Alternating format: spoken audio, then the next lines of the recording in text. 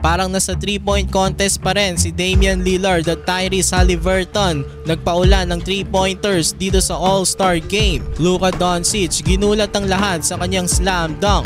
East at West All-Stars gumawa ng record, umabot sa mahigit 200 points ang kanilang score sa laban.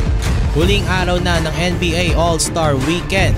Balik nga ngayon ang format ng All-Stars sa East versus West. First time din magiging magkakampi ang 3 of the best players ngayong era na sila LeBron James, Kevin Durant at Steph Curry.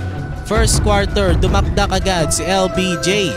Dahil nga All-Star ito, expected na magiging labanan lang ito ng ofensa. Nag-init agad ang first time All-Star starter na si Tyrese Haliburton.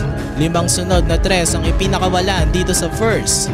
Nagpasa naman ang dalawang European talents, Luka Doncic, alley-oop pass kay Nikola Jokic. Bumawi naman agad ang East All-Stars, Bam Adebayo, lob pass kay The Greek Freak. Around 6 minutes ng ball game, pinasok na si Steph Curry. Pinasahan nga agad ito ni LBJ from beyond the arc. Tapos nakadakdak na naman si LeBron James bago matapos ang first quarter. Kaso Damian Lillard biglang nag-init, 3-3 ang pinakawalan.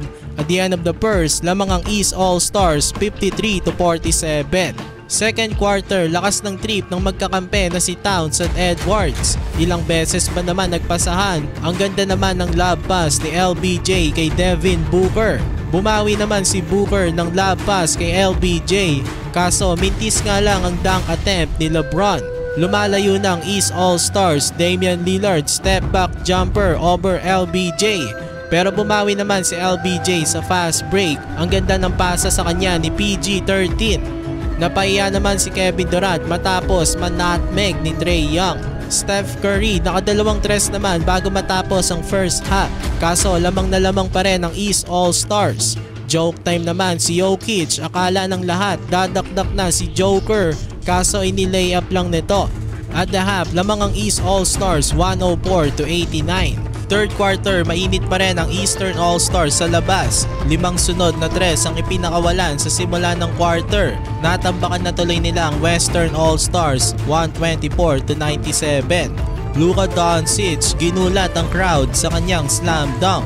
Kaso Damian Lillard pinapakitaan pa rin ng West. Dumikada na naman, this time sa half court. After niyan, nakagawa na ng massive run ng West All-Stars. Naikat nila sa 12 points ang kalamangan ng East, 144-132. Kaya lang biglang sagot ang East All-Stars ng 16-4 run. Balik na naman tuloy sa 24 points ang kalamangan nila at the end of the third quarter, 160-136. Fourth quarter, sinubukan ng West All-Stars makabalik sa ball game.